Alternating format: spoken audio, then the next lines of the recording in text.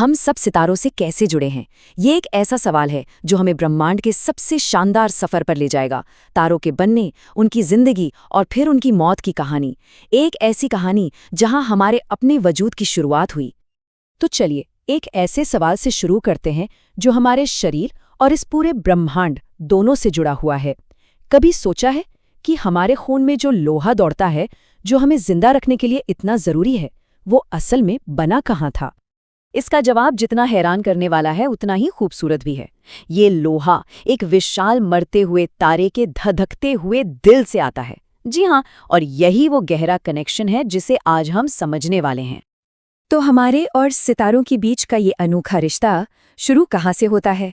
इसकी शुरुआत होती है ब्रह्मांड में तैरते धूल और गैस के विशाल बादलों से।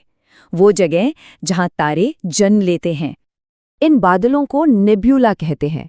इनको एक तरह की कॉस्मिक नर्सरी समझिए, मतलब सितारों के जन्म की जगह। यहीं पर भविष्य के सूरज और दुनिया बनाने का सारा कच्चा माल मौजूद होता है। अच्छा, तो एक तारा बनता कैसे है? ये प्रोसेस 3 आसान स्टेप्स में होता है। सबसे पहले ग्रेविटी यानी गुरुत्वाकर्षण गैस और धूल को एक साथ खींचना शुरू करता है। फिर जैसे जैसे ये गोला और घना होता जाता है, इसके सेंटर में प्रेशर और टेम्परेचर बेतहाशा बढ़ जाते हैं और आखिर में इसी जबरदस्त गर्मी और दबाव से एक नया तारा जल उठता है और रोशनी देना शुरू कर देता है। और यहाँ एक बहुत दिलचस्प बात है, नेब्यूला सिर्फ सितारों को जन्म ही नहीं देते। जब कोई बहुत बड़ा तारा मरता है तो वो भी अपने पीछे एक नेब्यूला ही छोड़ जाता है। तो ये जन्म और मृत्यु का एक लगातार चलने वाला चक्र है। हर शुरुआत का एक अंत तो होता ही है, और सितारों का अंत वो ब्रह्मांड के सबसे शानदार और जबरदस्त नज़ारों में से एक है। चलिए अब एक विशाल तारे की भव्य मौत के बारे में जानते हैं। देखिए, एक तारे की जिंदगी बहुत लंबी और स्थिर होती है। वो लाखों करोड़ों साल तक आराम से चमकता रहता है, लेकिन उसका अंत वो बहुत अचानक और अविश्वसनीय रूप से हिंसक होता है, जो बस कुछ ही पलों में हो जाता है। इस ब्रह्मांडीय धमाके को सुपरनोवा कहते हैं। ये तब होता है जब एक बहुत बड़ा तारा अपना सारा ईंधन जलाकर खत्म कर देता है और फिर अपने ही वजन के नीचे ढह जाता है। इस विस्फोट की ताकत का अंदाजा लगाना भी मुश्किल है। सोचिए, कुछ देर के लिए एक अकेला सुपरनोवा अपनी पूरी की पूरी गैलेक्सी, जिसमें अरबों तारे होते हैं, उससे भी ज्यादा चमक सकता है। ये कुदरत की सबसे बड़ी आतिशबाजी है। तो सवाल ये है कि ये तबाही इतनी जरूरी क्यों है?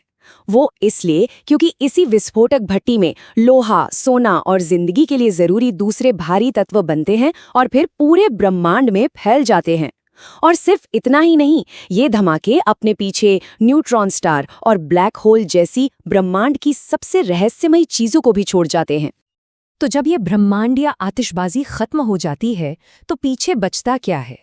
चलिए अब विस्फोट के बाद बचे इन अजीब और कमाल के अवशेषों पर एक नजर डालते हैं। सबसे पहले आता है न्यूट्रॉन स्टार। ये एक विशाल तारे का बचा हुआ, कुचला हुआ कोर होता है। ये हमारे ब्रह्मांड में मौजूद सबसे घनी चीजों में से एक है। कितना घना? अच्छा, जरा सोचकर देखिए, अगर किसी तरह न्यूट्रॉन तारे से सिर्फ 1 चम्मच भर पदार्थ निकाला जा सके तो उसका वजन यहाँ पृथ्वी पर अरबों टन होगा। जी हाँ, अरबों टन। ये एक ऐसा घनत्व है जिसके बारे में सोचना भी मुश्किल है।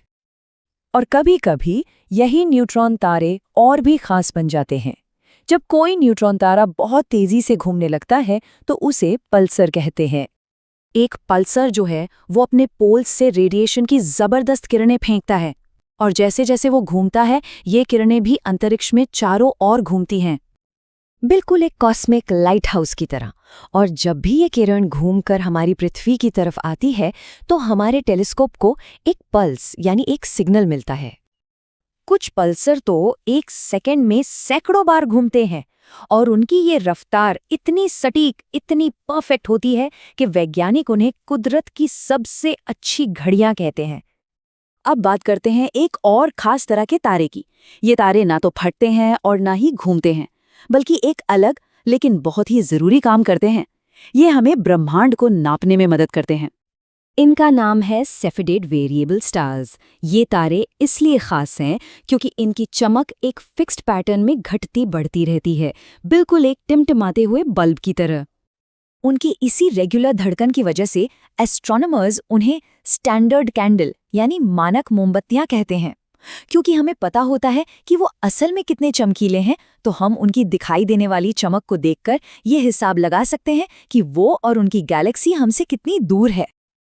तो हमने तारों के जन्म को देखा, उनकी मौत को देखा और उनके पीछे बची कमाल की चीजों को भी समझा। अब इन सारी कड़ियों को जोड़ते हैं और वापस अपने पहले सवाल पर आते हैं, हमारा इन सबसे क्या लेना देना है। तो हमने देखा कि नेब्यूला सितारों की नर्सरी है, सुपरनोवा वो भट्टी है जहां हमारे जरूरी तत्व बनते हैं, न्यूट्रॉन तारे और पल्सर हमें पदार्थ की चरम हदों को दिखाते हैं, और सेफेड हमें इस विशाल ब्रह्मांड को नापने में मदद करते हैं। और आखिर में हम उसी शक्तिशाली विचार पर वापस आते हैं कि सुपरनोवा के उन जबरदस्त धमाकों के बिना वो तत्व जिनसे ग्रह बनते हैं, पेड़ पौधे बनते हैं और हाँ, हमारा शरीर भी बनता है, वो तभी होते ही नहीं। इसका मतलब हम सब सच